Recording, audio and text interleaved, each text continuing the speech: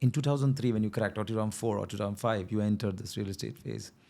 If you go to see, that time there was no volume of transactions. In fact, this one of the deal maybe just cracked it. Maybe that was a divine blessing that came to you and said, enter this industry. But in the real sense, at that time, most of the people were only looking to earn money, send it back home, and create some property back home maybe in your home place. Right. No one was used to think of investing in Dubai or at least in the UAE. Now, of course, today the situations have changed. But at that time, what was your motivation? Because you know that even after you calling 10 people, maybe 10 will refuse. Incoming inquiries may be almost nil. So at that time, it was different. How would you be occupying that 8 hours? So at that time, it was a little different. This was just after the announcement of freehold properties. So when that was announced, everyone wanted a piece of the pie. Now, how things were working was that there was a lot of speculation, right? It was like a newborn child just learning to crawl and then eventually starting to walk. And there was a lot of excitement around it. So a lot of people stepping in, buying something today, and then all of a sudden the next day they start getting calls that, hey, you just got this yesterday, I'll give you 20% on top. The person is barely put in the check and not even been encashed yet. So RERA was not in place. DLD was not very much regulated, right? So it was just brand new. Things were just taking shape. So a lot of speculators started coming into the market. So the advantage was that who stands in the queue? Correct. Who's in the queue, who can get access to everything. Can get that booking, is now sitting with a premium, exit with a premium of 20%, correct. 30%. And I have seen checks change hands the next day. Someone bought something for $500,000, for $1 million today. The next day he has a profit of 20%. Wow. And this became like a thing. So it became more like a trade. Correct. It became more like a trade, yeah. Okay. And then fast forward 2 years, 3 years. Fast forward Then 2008. You had 2008. You had the global economic crisis, yeah. The Great Depression. That's what happened. Yeah, Lehman Brothers collapsed like a pack of cards. And Bank of America was on bankruptcy. Everything was down. And what kept you going on? Because this industry didn't look at all attractive. Yes. So at that time, everyone stopped buying. The whole concept of buying real estate had completely stopped. Majority of the projects had been shelved. Whatever was built halfway was left the way it was.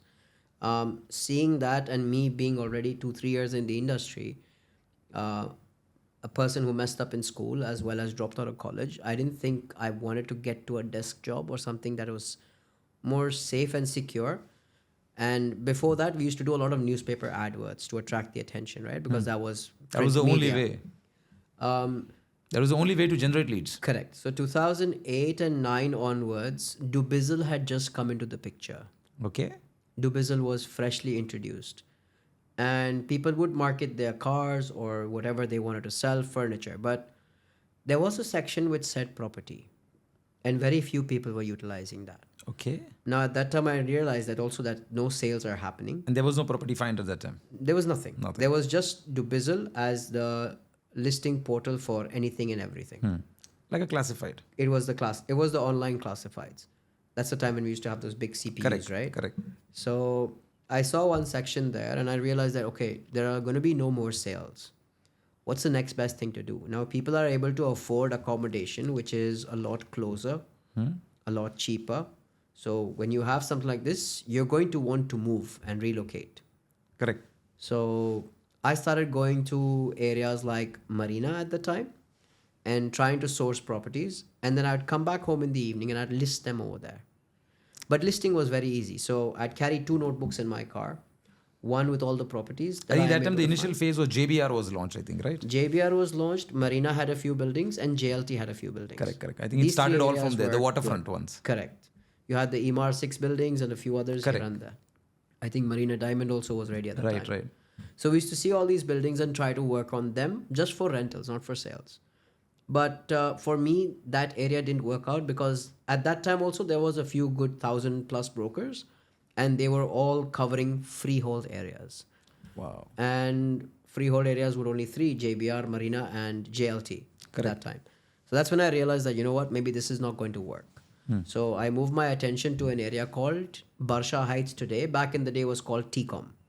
So I took over TCOM and I took over this area, Barsha, as well. Okay. I don't know if you know, there's an office building across called Bidaya building. maybe the people who work here, they might have an idea. Okay. So I started picking up rentals over here, and then I started renting out apartments as well as offices through. So you immediately shifted the business to rentals because Correct, you because off plan was not there moving, was no and sales there's nothing at called all. off plan, and no one would want to invest hefty amounts. Correct. No one wanted to invest money in So the Dubai. only way for me to keep your Keep it work going moving on in is real to move estate to was rentals. the rentals. Correct. Okay.